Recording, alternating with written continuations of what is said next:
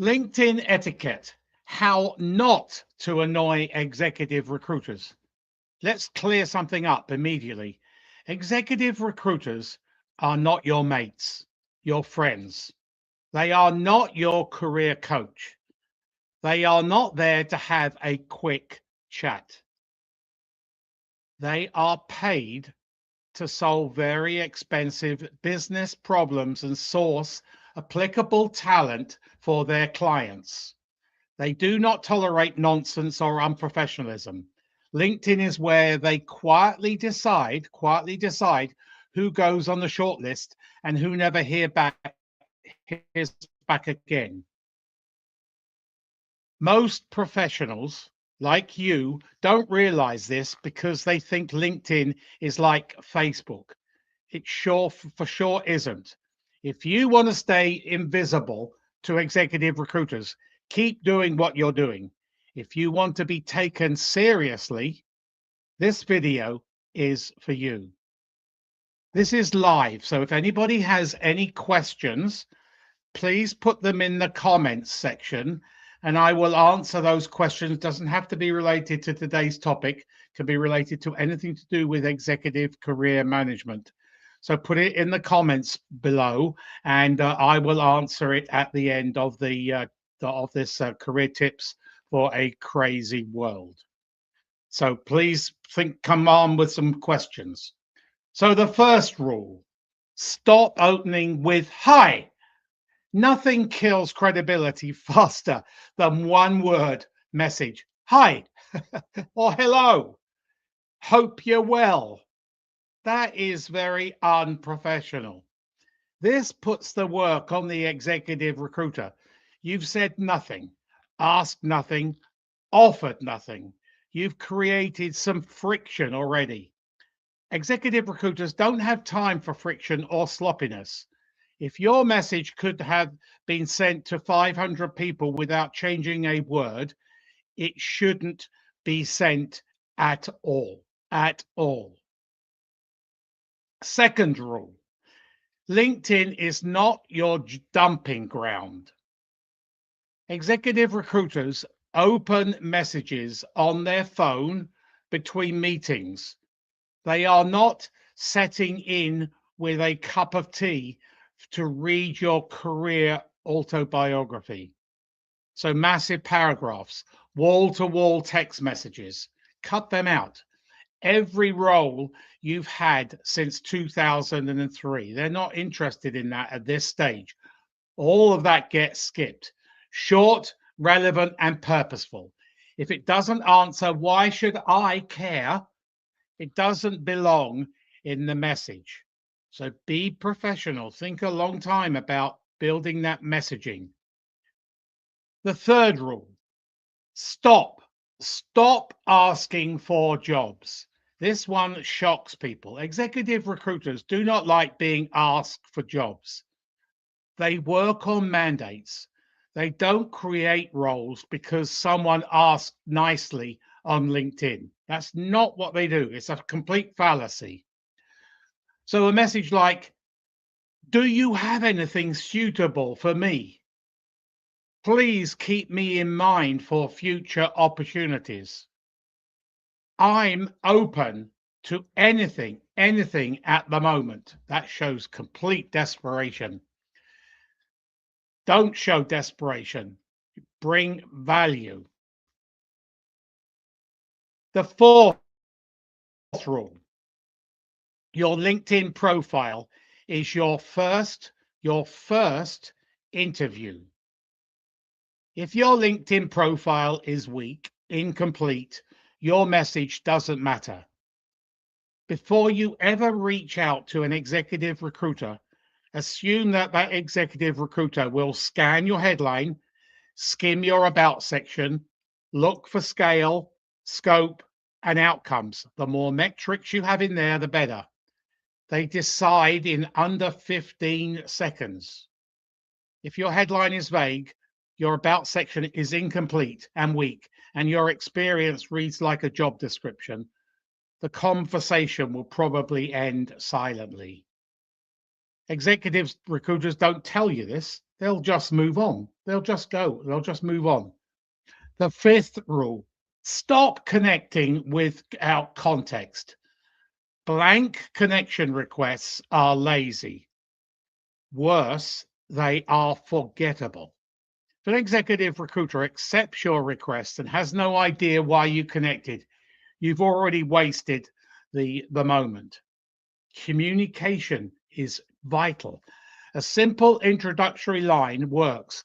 Why you're reaching out, what you specialize in, why is it relevant to them? Not long, not clever, just human, very professional, and very specific. The sixth rule: don't oversell or undersell. Overselling looks like hype. Underselling looks like uncertainty. You're in a cloud. Both are red flags. Phrases that don't help you. I'm passionate about. I have an extensive experience in, with no proof. Results driven professional with zero results, no metrics at all. What does that tell them?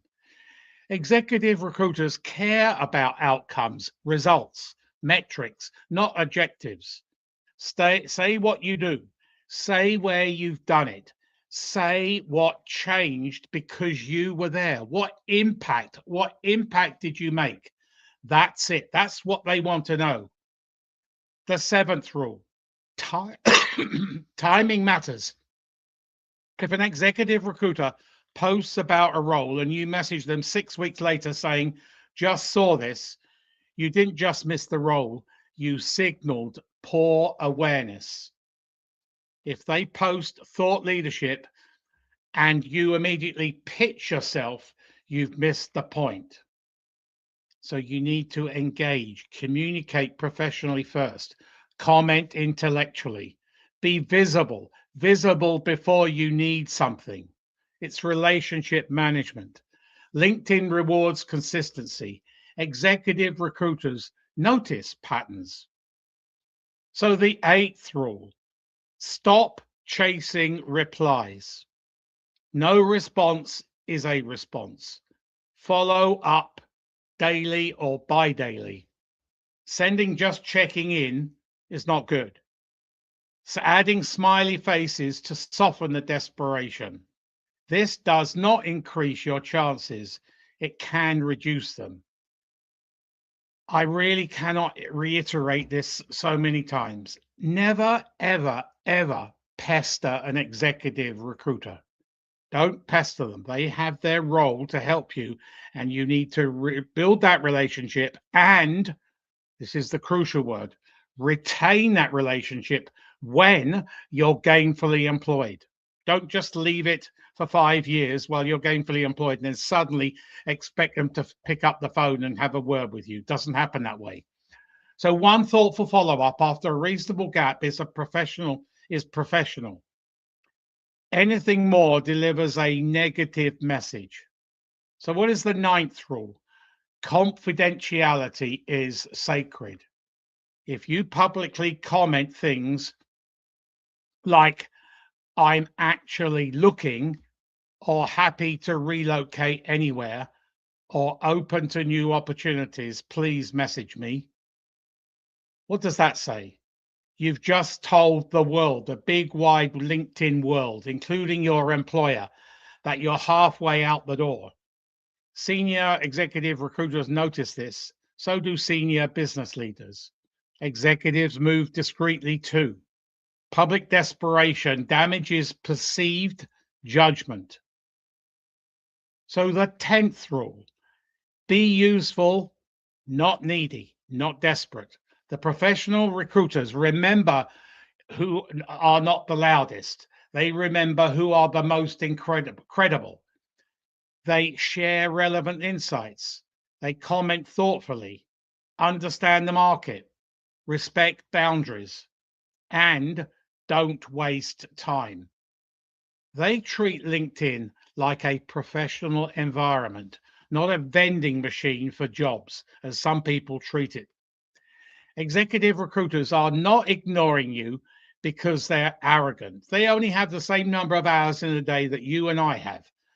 They're ignoring you because your approach gives them no reason to engage. They are busy. They only have the same number of hours, as I said, in the day as that you and I do. Some executive recruiters I know receive up to 50 unsolicited resumes, CVs each weekday. They cannot speak with all of those people, those sending those resumes and CVs in. LinkedIn etiquette it's not about being polite, it's about being commercially aware. Every message you send either increases or decreases your perceived value.